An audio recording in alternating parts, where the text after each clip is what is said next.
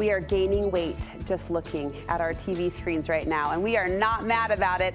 A buttery Biscoff cookie crust, a velvety creamy pumpkin filling, this rich and festive pumpkin cheesecake, I'm gonna say is this season's sweetest treat. Baker Madison Reid is breaking it down for us. Wow, it's gorgeous. Thank you. By description, I'm imagining it tastes just as good. Amazing. It tastes so good. Yeah? Yes. You call this a total upgrade from pumpkin pie. It really is. In fact, if you go to my website and you look at the reviews and comments on this recipe, many people are like, I hate pumpkin pie, but I love this. It's so good. Well, I haven't left that review, but I could. I'm not a pumpkin pie lover. Yeah, that's funny. I love it, but I love this too. This takes the cheesecake. Yes, it takes the cake. Yes. So we're going to start with the crust, and this isn't your usual graham crust. No, using Biscoff cookies leaves like more of a caramel flavor. You know, Biscoff is just better, right, than a graham cracker. They melt in your mouth a little bit. TM that, right? So, and so many of us only have them on airplanes. Yes, exactly. And it's just such a special treat. Okay. And it just changes the flavor of the cheesecake. Just the graham richer. cracker crust could do, but this upgrades it even more. It seems the graham is like the sweet little sister and the I'm gonna Biscoff. mix this. Oh. So What is that? Oh, it's a little hand chopper. What? Yeah. I've never seen that before. This is Tupperware. It's linked on my website. Tupperware? This is Maddie.com. Yeah, Tupperware. Oh my goodness. Yeah. It's like when you pound the chicken. It's also an aggression exercise. Yeah. Aggression release. I get so much exercise in the kitchen. I want one of those. So this is just butter, brown sugar, and Biscoff cookie. It's a really simple crust to make. So brown sugar instead of powdered sugar. Yeah, or granulated sugar. It's just it's a brown sugar. Is anyone else getting a kick out of this? Oh, Maybe I'm just in the dark, but I've never seen that before. So anyways, it's ground up like wet sand. I use a parchment paper in the bottom of my spring foam pan.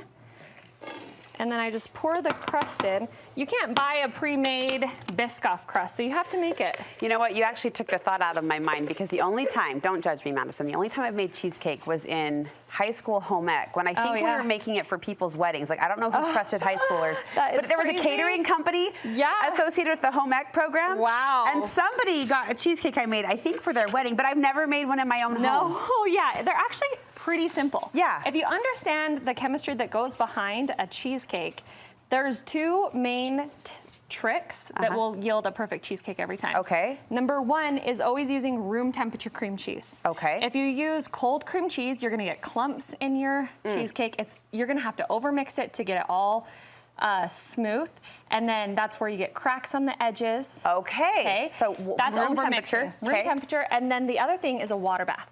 Putting it in water in the oven makes it so there's even heat the whole time, and all this moisture in the oven. There's just all this steam that will cook it in a moist environment, so there's no cracks in it. Okay. And it just cooks evenly, so you have a flat cheesecake instead of like a concave one. Suddenly I feel calm and confident with those two instructions. Okay. So you just fill this with water.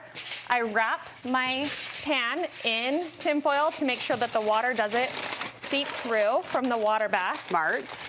And then you just put some hot water in this, about 1/4 of an inch to 1/2 inch up. And you want the water hot? In the oven. Yep, hot water. And you just place it in there. Yep. With the cheesecake. Here's the cheesecake Now what's batter. in there?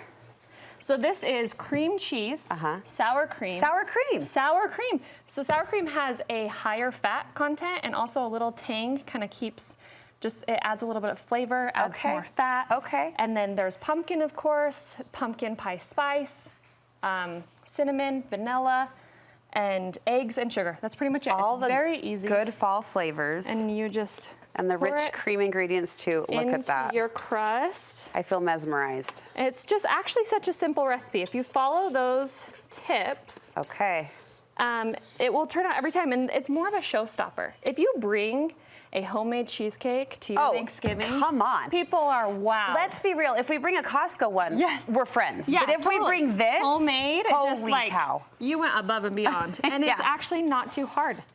And so I love to top it with fresh whipped cream, which is just 3 ingredients. It's so easy to upgrade your whipped cream. Yeah.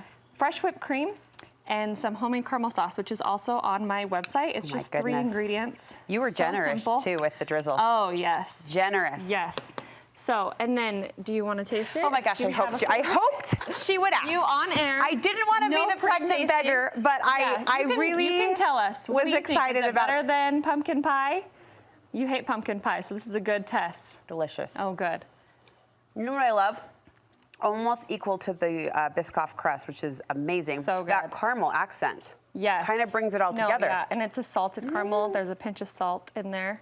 Girlfriend, which this is really good. helps the caramels emulsify. If you have caramel that is separating, the butter is separating from the cream, and you can see the two different colors. Add some salt in it, boil it back up, add some salt. It helps it combine and stay together, emulsifies it all together. I've learned so much. Yes. I've been fed so well. This is a great day in the studio. You're the best. Thank you so much.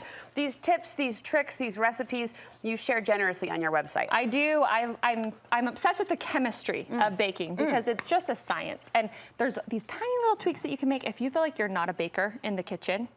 It's probably the most simple mistakes that you're making, and just understanding why you need room temperature butter, why you need to not overmix, or why you need to cream your butter and sugar will yield like the most perfect dessert, right? Every time, and you're gonna feel more confident in the kitchen. But I do wanna say, we all make mistakes. Sure. Even people that are writing the blog posts, like there are times where I make a cheesecake and it cracks, and I'm like, oh no, and I know what I did wrong, right? We're not perfect, but knowing these tips will make it a less frustrating process. Yeah, the knowledge is the confidence. Yes, totally. And the confidence is the fun. Yes, in the it kitchen. makes it so fun. Yeah. Yeah. Well, you've made it so fun today and so good. Oh, you need good. this recipe. Yes. And we also need this. And you said you've linked this too? Oh, everything's linked on my website, Okay. mrsmaddie.com. You'll get the recipe, you'll get the chemistry blurb about it, you'll get all my links for all the tools I use. mrsmaddie.com. We're going to link you over from our website. Be sure to give her a follow, and I will be clicking to buy that little gadget. Oh, it's amazing. And I might even show off this Thanksgiving. Yes, you should. I'm thinking ahead. Yes, you should. And I'm feeling good about it. Thank you so much. Yes, of course. We Thank appreciate you. it.